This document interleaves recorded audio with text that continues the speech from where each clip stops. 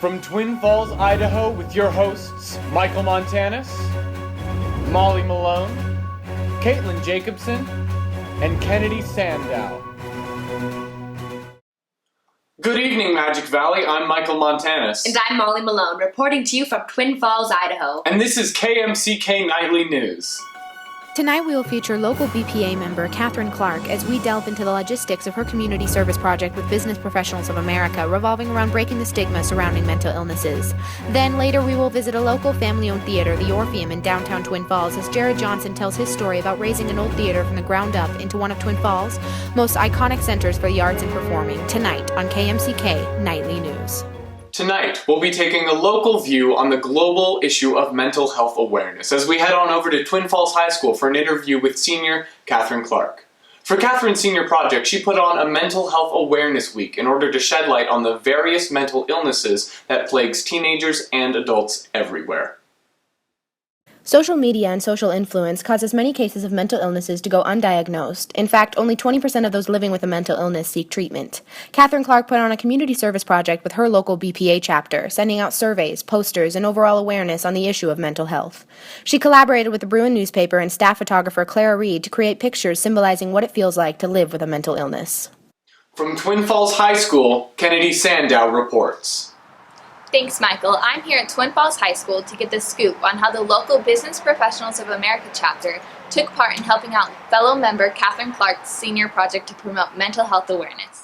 So the purpose of Mental Health Awareness Week was to bring focus to the issue among teens in modern society of mental illness and the perpetuation of ignorant stereotypes and hateful shaming of those who are a victim of mental illness. There's just a lot of misunderstanding about what mental illness is and what it looks like and how it can be treated and why it should be treated. About 2/3 of all those who suffer from mental illness never seek treatment because they're taught that it isn't valid, that it's all in their head, which it is, but that doesn't mean it isn't real.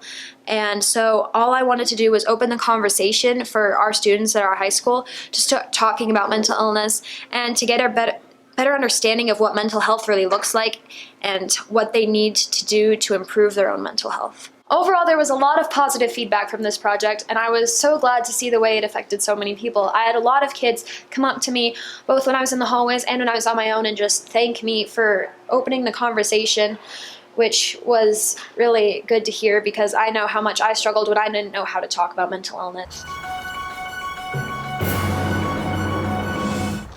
In our next story, we'll get insight from local business owner Jared Johnson, manager of the Orpheum Theater in downtown Twin Falls, and his experience of rebuilding a business from the ground up and to the impact this iconic arts venue has had on the Magic Valley.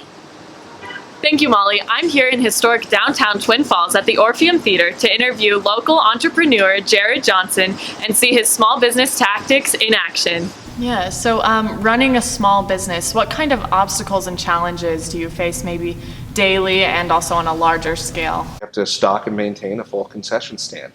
Maintenance of all of our equipment is another thing that is a big deal. As you can see, we have a wide variety of lights here that we have to check up on continuously. We have a sound system, probably one of the best in the valley. I'm willing to say the best in the valley.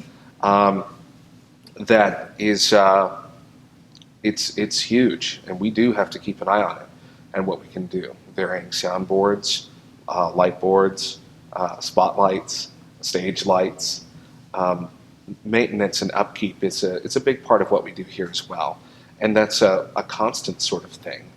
Every business has its own things that it has to go through in order to run effectively, and a theater is just one type of business. Well, what advice would you give aspiring students who express interest in entrepreneurship and business? So my big thing is that whatever you're doing, make sure that it's something that people really want, and make sure it's something that they can get invested in. It can be the most wonderful thing in the world that you want to provide to people, but if people don't want it, then they don't want it. And that sets anyone up for failure. Well, that's all we have for you tonight, folks. Be sure to tune in tomorrow. This is KMCK Nightly News, signing off. Thank you and good night.